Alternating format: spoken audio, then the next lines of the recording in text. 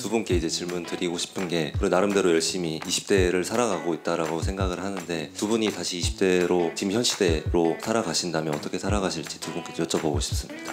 제가 20대로 돌아가면 경제 공부를 조금 더 열심히 할 것 같아요. 제가 그 부자 아빠 가난한 아빠 책을 보고 진짜 충격을 받았거든요. 저 나름 이제 공부 이렇게 열심히 해가지고 이렇게 살아왔는데 사실 안 그런 분들이 재산을 더 많이 벌고 돈도 많이 번 분들을 많이 보다 보니까 사실 적지 않은 충격을 받고 약간 방향을 선회한 것도 있는데 만약에 20대에 나한테 누가 그런 얘기를 해줬다면 그리고 그때 당시에 모았던 돈을 뭐 소비한다거나 이런 데 쓰지 않고 경험이라고 생각을 하지만 그게 아니라 자산으로 묶어뒀었다면 지금은 훨씬 더 편하게 살 수 있지 않을까? 그러니까 너무 아깝잖아요. 10몇 년만 일찍 알았다면 지금보다도 재산이 훨씬 더 많았을 텐데 20대로 돌아간다면 꿈을 좀 더 크게 꿀 것 같아요. 다른 분야의 꿈은 크게 꾸는데 경제적인 부분에 있어서는 내 집 마련이 전부였거든요. 근데 저는 내 집 마련을 좀 일찍 했어요. 그러니까 그 다음 꿈은 아예 없었어요. 그러다 보니까 뭐냐면 자산에 대한 개념이 없었던 거죠. 그러니까 내가 만약에 경제적인 분야에 있어서 내가 나이를 먹으면 내가 30대의 마지막엔 어느 정도의 자산의 크기,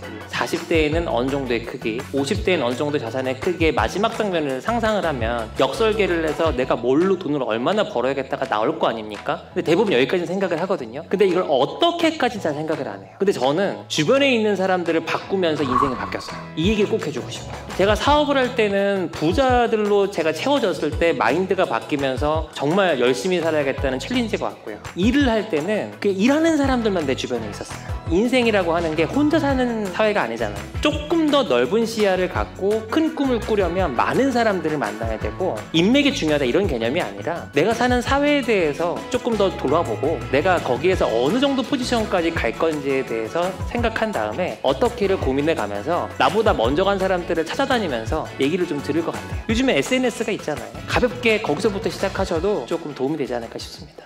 윤나경 대표님의 말씀 중에 그랬을 텐데 쓸 걸 이런 거 있잖아요. 20대 때는 바로 그냥 뭔지 도전하는 게 참 좋을 것 같아요. 시간 지나서 나중에 그랬을 걸, 그랬다면 이런 단어를 쓰게 되거든요. 그렇지 않는 삶은 지금 도전하는 거다.